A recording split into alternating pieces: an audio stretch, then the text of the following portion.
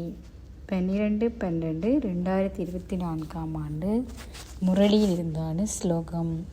எதுவும் புதிதல்ல என்ற விழிப்புணர்வை கொண்டிருப்பதன் மூலம் சதா அசைக்க முடியாதவராக இருந்தால் நீங்கள் தொடர்ந்தும் சந்தோஷ நடனம் ஆடுவீர்கள். நாடகத்தில் ஒவ்வொரு காட்சிகளும் நிச்சயிக்கப்பட்டுள்ளது, எதனையும் மாற்ற முடியாது. அத்துடன் எண்ணற்ற தடவைகள் மீண்டும் மீண்டும் சுழல்கின்றது. ஆகவே மீண்டும் சக்கரம் சுழற்சிக்குள் வரும்போது எதுவும் புதிதாக சேர்க்கப்படுவதில்லை. ஒவ்வொருவரும் செய்யும் கர்மங்களின் தன்மை வேறுபட்டது. அதற்கேற்பவே அவர்களுக்கான பலன்களும் நாடகத்தில் நிச்சயிக்கப்பட்டுள்ளது. அவை காட்சிகளாக எம்முடன் நகர்ந்து கொண்டு செல்லும். பாபாவின் தேவ குழந்தைகளான, அதுவும் இந்த சங்கமயுகத்தில் நடைபெறும் தேவ குழந்தைகளுக்கு இந்த சங்கமயுகத்தில் நடைபெறும் ஒவ்வொரு காட்சிகளும் நன்மைக்கானதாகும்.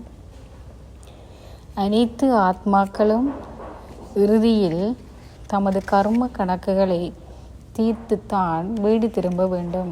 அனைத்து காட்சிகளும் மிக சரியாகவே இருக்கும்.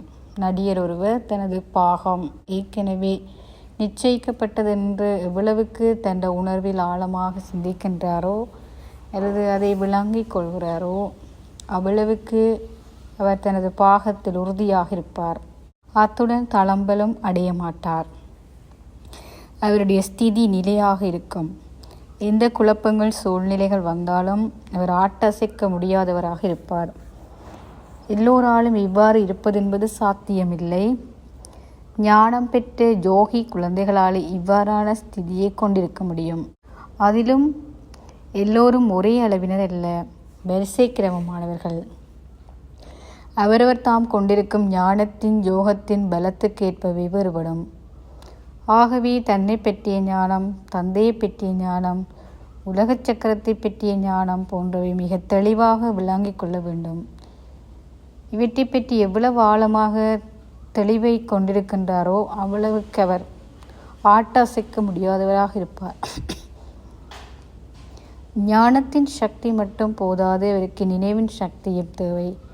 அப்போதுதான் எந்த சூழ்நிலையையும் கண்டு ஆடாமல் இருப்பதற்கான நிலையை அடைவதற்கான சக்தியை அவர் கொண்டிருப்பார்.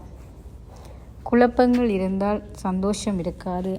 தெளிவு இருந்தால் அவருக்குள் இருக்கும் கேள்விகள் அனைத்தும் முடிவடைந்து அவர் சதா சந்தோஷத்தை அனுபவம் செய்ய முடியும்.